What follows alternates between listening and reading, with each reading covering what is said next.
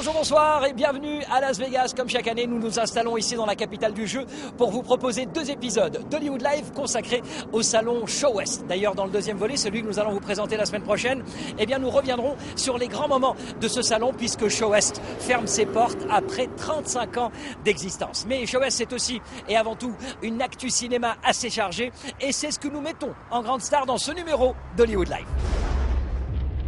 Sortie mondiale du Choc des Titans de Louis Leterrier. À cette occasion, Show West a remis pendant son gala à Sam Worthington le prix du meilleur acteur de l'année. Rencontre tout à l'heure avec celui que l'on surnomme déjà l'acteur 3D puisque, rappelons-le, Sam est aussi le héros d'Avatar. Sortie uniquement aux États-Unis cette semaine de The Last Song avec Miley Cyrus. Miley, nous l'avons presque vu grandir. À 17 ans, la petite millionnaire a décidé de changer d'image. Nous la retrouverons sur la première du film. Las Vegas a aussi ses premières hollywoodiennes. Nous étions à celle de Trop Belle, en version originale She's Out of My League, comédie romantique avec Jay Baruchel et Alice Eve. Well, come on in for a dip, girl. Yeah. You know what? I don't even have a bathing suit. Now, underwear is fine. Underwear would be fine. If I were wearing any.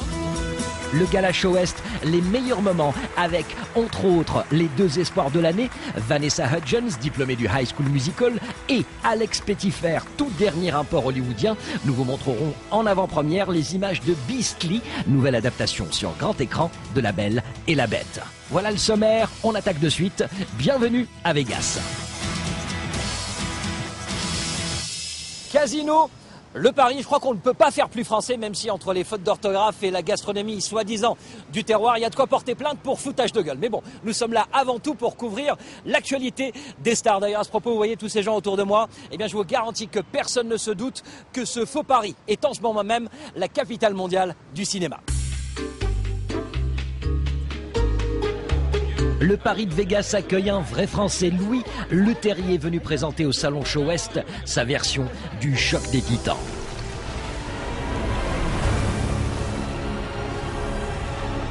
Ayant grandi en France, moi ce que j'adorais c'est la mythologie grecque. J'ai toujours adoré la mythologie grecque et j'étais fou de ça. Donc quand on m'a proposé de faire ça, je me suis dit non, c'est vrai, un jeune Français qui va réaliser un film, j'adorais ça. Donc oui, j'ai voulu faire ça. Et je voulais pas réinventer, mais je voulais remettre au goût du jour la mythologie. Voilà.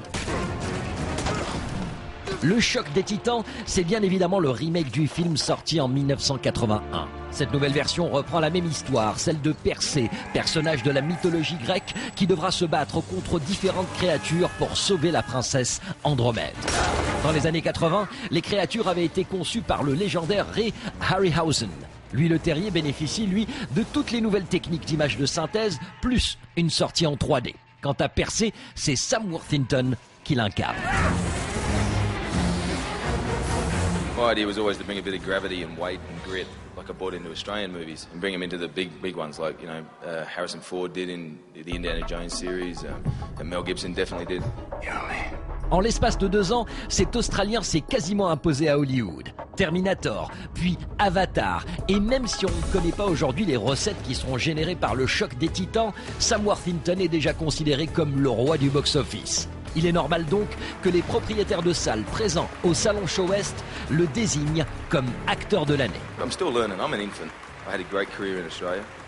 The mission all the time, or the journey all the time, was to play with the big boys. Now they're allowing me to do it, and as long as I kind of keep my head down and make sure my work stays of the same caliber, I'm still going to be hopefully allowed to play with them.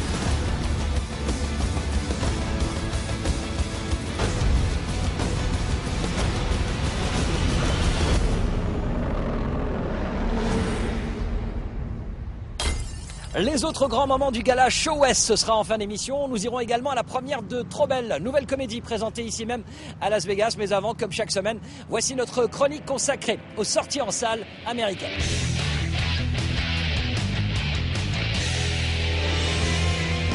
I hope this summer will give us a chance to reconnect. Sortie très remarquée et en même temps très médiatisée de The Last Song avec Miley Cyrus. Un film écrit par Nicholas Sparks, auteur célèbre aux États-Unis.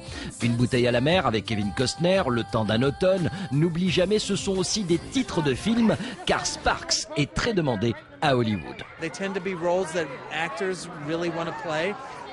Because these actors get to show all of the emotion of life. They really show range.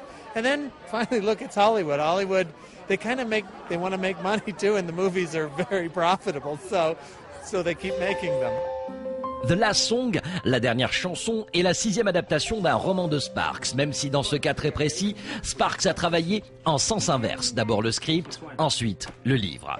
L'histoire est celle d'une adolescente rebelle dont les parents sont divorcés. Elle part en vacances chez son père, un musicien, et ce n'est qu'à travers la musique qu'elle pourra se découvrir également l'amour pour la première fois et redécouvrir à nouveau son père.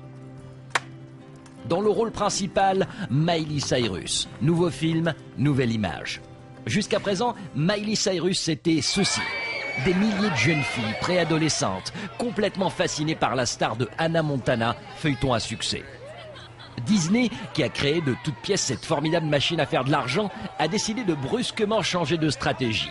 Miley Cyrus a aujourd'hui 17 ans et il est temps pour elle de cibler un public plus adulte. Would you consider this a transition? Definitely. I think people maybe see me as someone, it's a little bit more raw, and I love that. Coming from Hannah Montana, that is such a character. Going to someone that's so real is really cool, and so I think it definitely is a transitioning role. What is it about Nicholas Sparks?